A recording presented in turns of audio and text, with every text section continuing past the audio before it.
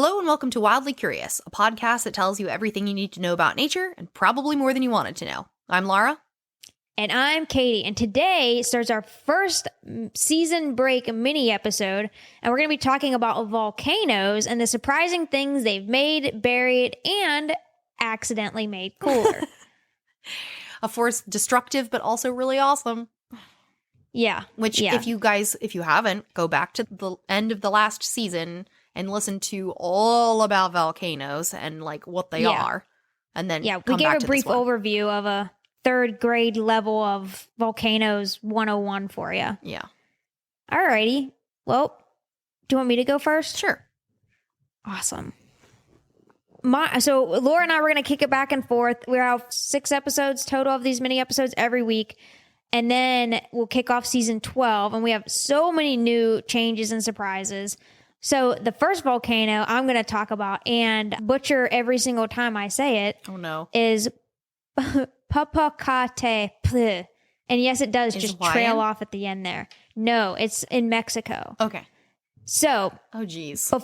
Yep. So before okay, and this one is really neat. So like I said, in the theme is that they've made, buried, and accidentally made cooler.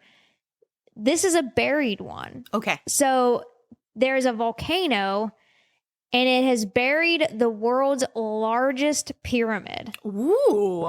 So that's what I'm going to be talking about. Dude, I would be like, we need to excavate it right now. So, well.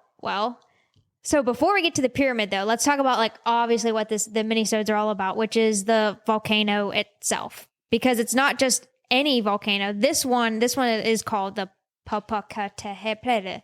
And it does trail off every time. Yeah. And I promise I'm going to say it incorrectly, like I said, every single time. I apologize to everyone from Mexico. Everyone. It is Popocatépetl. Okay, so this is definitely it's not Mexican. It's like a Mayan or Aztec word. Yes, it's forget what the language is. So it means smoking mountain in Natal, Nahuatl, which is where the axolotl or axolotl comes from. Yes, no, exactly. And it's called Smoking Mountain because it's literally been puffing away for centuries, just like a chimney. Standing over 17,700 feet tall, this volcano is the second highest peak in Mexico and the 5th highest in North America. It's not one of those like sleepy postcard, like perfect volcanoes. Yeah. It's very much so awake and very, very active. It has erupted more than 15 times in recorded history. It's still rumbling. And when I say in like recent, you can go check out the webcam that they have of it recently. If you Google it, you can just watch it just constantly smoking. So that's pretty cool. It's part of the Trans-Mexican Volcanic Belt, which kind of sounds like a wrestling tournament. But anyway, it's part of the volcanoes that were created by the tectonic drama that we talked about in the Volcano Explainer episode. Specifically, the Cocos Plate that is sliding under the North American Plate. Okay. And the Popocatépetl is one of the spicy results. It's going to be every time. The number of times that I have like the phonetic spelling of this out too is in every section after I write it here. But it doesn't get any better. All right. So yes, this is definitely one of those situations where the Earth's crust is, like Laura's explaining, like a game of bumper cars, one going under the other, and instead of like sparks hitting and stuff, it's just volcano constantly erupting, very, very active, like I said. It's a stratovolcano, which means it's made of layers, like where it goes lava, ash, rock, and it just keeps going, stacked up over thousands of years. Like a geology cake. Yeah. What was that? Like a tiramisu kind of situation. Yeah, there you go. Volcanic geology cake. And it's not just like steaming and sulking for no reason. It's been known to just blow up. The most recent one is 2023, so a couple years ago. Ash, lava, everything that's can be crazy and dramatic about a volcano. This one has it, and it does it often. I just love that in the past. I mean, I can see the appeal of wanting to live next to something so powerful. It seems cool and very godlike. Yeah. But But having lived or constructed anything next to a volcano, you'd have to be able to expect, like, crap's going to happen. Right? Well, so here's the wild thing about all of this. As destructive as this volcano can be, it's also been a protective guardian because nestled right in its shadow, there's this big grassy hill. And if you look up pictures of it, you're like, oh, yeah, that's a hill. Yeah, it's just a hill that you would go sled riding down, you would roll down as a kid, except it's not a hill. It's a pyramid, a massive pyramid, and the largest one in the world by volume. Cool. So it's bigger than the Great Pyramid of Giza, and it's called the Great Pyramid of Cholula. And it has a much longer name, but dude, it is TLACHIHUATLTEPETL. Yeah, it's the Nahuatl language is really hard. Yes, but that means man-made mountain. So it's like, okay, that should have been your first clue. If the grassy if that hill was the name the entire time. Yes, yeah. So it was kind of, but it was kind of, lost over the years. Yeah. If I were like a native person, we might have all have known about it and just refused to tell anybody else. Yeah. Like, so the pyramid, which started around 3rd century BCE, and it wasn't just built, it was layered over time. Yeah. So the pyramids in Egypt were pretty much, they built them up and that was it. In a relatively short amount of time. Yeah, not the case. So generations kept adding to this until it became a sprawling mega structure covering over 16 acres at the base. Holy crow. Yeah, which is about 1,400 or 1,480 feet, like on each side. So that means if they kept adding to it, this is, how like the pyramids are really essentially like tombs and they're like hollowish. This must not be hollow at all. This is just people kept adding to the sides and then going up, and then sides. Yeah, and like up, adding, up. Yeah. And it still is a pyramid, but it's not like a perfect cone-like structure. Yeah. I know the ones down there are usually the steps. Yes.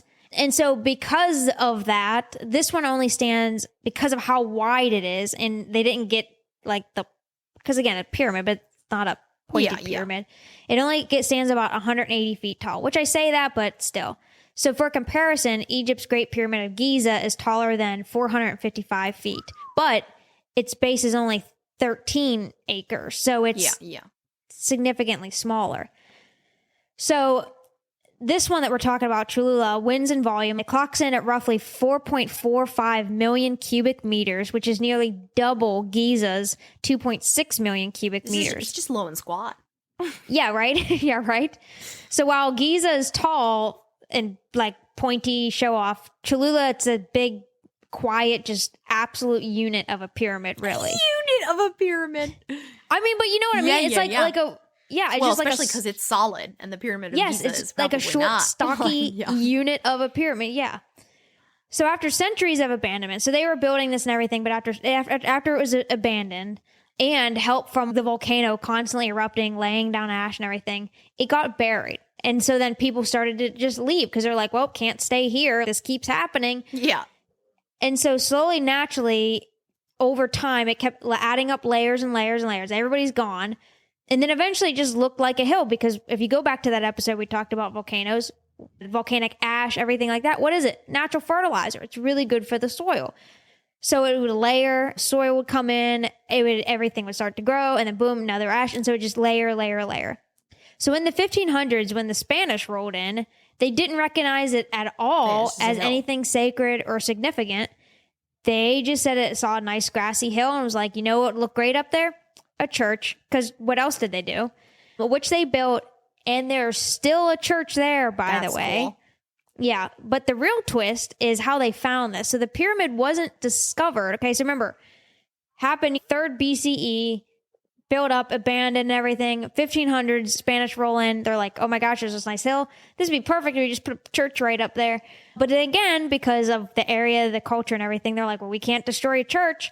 So it wasn't until 1910 when construction crews that were expanding on an insane asylum, because apparently they needed more space or whatever, they accidentally hit a stone wall while digging. And they were like, what's weird. this? Yeah. Yeah. And so that's whenever they found it. And since then, archaeologists have uncovered more than 5 miles of tunnels inside. Whoa. And what they found was totally hollow. What? So it isn't totally hollow.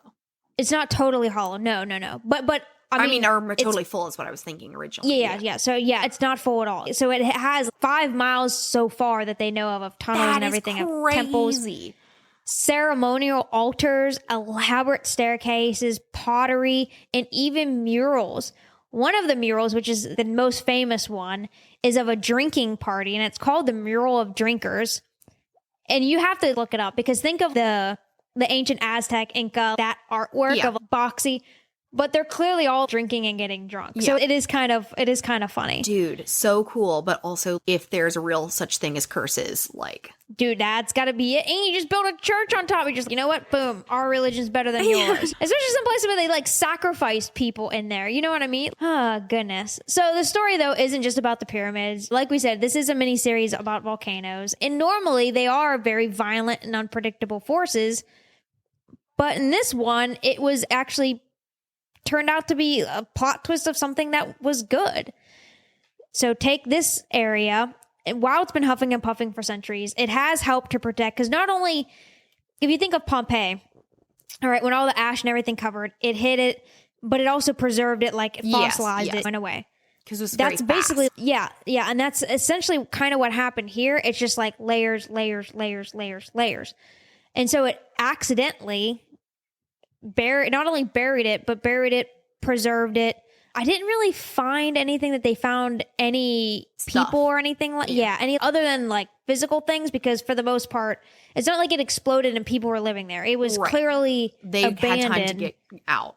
Yeah, they left. I guess they were just like, you know what, this keeps happening, so let's go ahead and haul out. But all their stuff is there, and the pottery and these murals way better than anything you ever see in Egypt. You know what I mean? And those are, for the most part, sealed off. But no, these are like crisp, clean, like great murals. Cool. Yeah, so we talk a lot about, like I said, like volcanoes being super destructive and everything. But in this case, it was actually a really, really cool preservation technique and kind of kept it and protected it. Because you figure those Spanish conquistadors, they raided everything. Like if there was gold or any valuables anywhere nearby, they're like, ours. Yeah. But it's been protected, like I said, for centuries.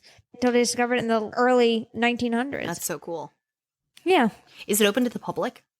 Yeah, there's a church on top of it. If you Google Cholula, you'll see the church, which is, to be fair, the church is pretty cool looking itself. But they've excavated enough of it that you can see bits and pieces, like see like the staircases and things like that. Wait, let's see here. So yeah, you can. So once you've explored the upper area of the pyramid, you can take a dive to the labyrinth of tunnels underneath. So partial. So it is partially. Okay. I'm assuming they don't have it. It's probably like the catacomb situation. Yeah. So you can visit some of it, but not all of it. So yeah, it's pretty cool. Super cool. Yeah. All right, guys. So next week we'll be coming at you with another mini episode on volcanoes. Mm-hmm. And like we said, it'll be this one plus 5 more, and then we will start season 12. So make sure you guys go follow us on our pages. If you just search for Wildly Curious Podcast, we're out there. So please like and subscribe, and it would help us out a lot. Talk to you next week.